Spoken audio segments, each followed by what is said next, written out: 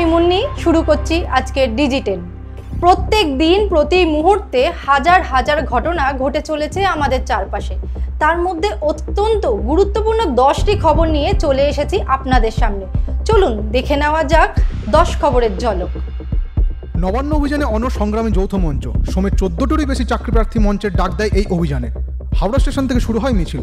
নবান্ন অভিযান রুখতে প্রস্তুত পুলিশ প্রশাসন। আন্দোলনকারীদের সঙ্গে তুমুল বচসা হয় পুলিশের। পিছু হটতে রাজি নয় চাকরিহারারা। গরু বা কয়লা পাচারে বারবার নাম জড়িয়েছে বীরভূমের। গ্রেপ্তার হয়েছিলেন অনুব্রত মণ্ডল।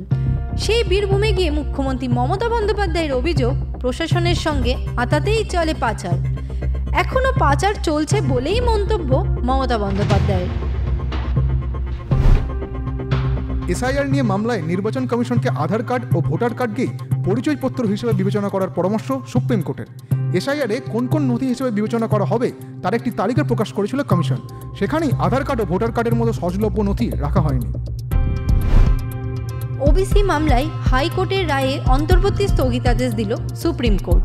সোমবার বিচারপতি গগৈ, বিচারপতি কে বিনোদ চন্দ্রন এবং বিচারপতি এনভি অঞ্জরিয়ার বেঞ্চে ওঠে মামলাটি। আগামী 6 থেকে 7 সপ্তাহের মধ্যে ওবিসি মামলা শেষ করার নির্দেশ সুপ্রিমের। তবে এই মামলার চূড়ান্ত নির্দেশ হাইকোর্টের ওপরেই থাকবে বলে নির্দেশ শীর্ষ আদালতের।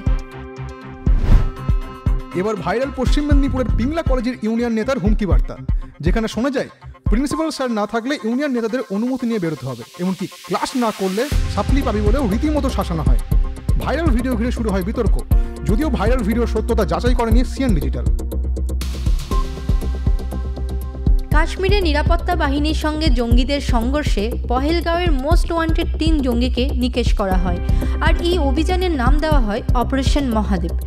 শ্রীনগর মহাপর্বতের কাছে 3 জন বিদেশি জঙ্গিকে দেখা গিয়েছে বলে খবর পাওয়া যায়, আর সেই খবর পেয়েই যৌথ অভিযান চালায় সেনাবাহিনী, সিআরপিএফ ও জম্মু কাশ্মীর পুলিশ। গাজায় 3টি অঞ্চলে সাময়িক যুদ্ধবিরতি ঘোষণা করেছে ইসরায়েল। অনাহার ও অপুষ্টিতে শিশু মৃত্যুর সংখ্যা বেড়েই চলেছে সেখানে। আন্তর্জাতিক মহলের কাছে এক প্রকার চাপে পড়েই গাজায় ত্রাণ সামগ্রী পাঠানো শুরু করেছে নেতানিয়াহুর সরকার। এই আবহে খিদের জ্বালায় নতুন করে 124 জনের মৃত্যু হয়েছে গাজায়। মৃতের তালিকায় রয়েছে বহু শিশু। দক্ষিণ পূর্ব ইরানে ভয়াবহ হামলা জৈশ আল আদল জঙ্গি গোষ্ঠীর। সিস্তান বালুচিস্তান প্রদেশের রাজধানী জাহেদান আদালতের বিচার কক্ষে এই হামলা চলে। হামলার জেরে মৃত্যু হয়েছে 8 জনের এবং আহত কমপক্ষে 13 জন। মৃতের সংখ্যা বাড়তে পারে বলেই অনুমান। নিহত 8 জনের মধ্যে রয়েছে 3 জন জঙ্গিও। ম্যানচেস্টারের টেস্টে ড্র করেছে ভারত।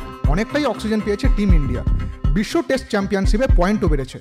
তবে পঞ্চম টেস্ট ম্যাচ কি খেলবেন জসপ্রীত বুমরা? হেড কোচ গম্ভীরের মতে বুমরার খেলা নিয়ে এখনো অনিশ্চয়তা কাটেনি। গোটা দেশ জুড়েই বৃষ্টির পূর্বাভাস। পশ্চিমবঙ্গের বীরভূম, বর্ধমান, নদিয়ায় ভারী বৃষ্টির সম্ভাবনা। বঙ্গোপসাগরের নিম্নচাপের জেরে দিল্লি, এনসিআর, পঞ্জাব ও হরিয়ানায় বৃষ্টি। উত্তরপ্রদেশে বজ্রবিদ্যুৎ সহ ভারী বৃষ্টির সম্ভাবনা। আগ্রা, মথুরায় অরেঞ্জ অ্যালার্ট জারি। বিহার, রাজস্থান, মধ্যপ্রদেশেও বৃষ্টির পূর্বাভাস।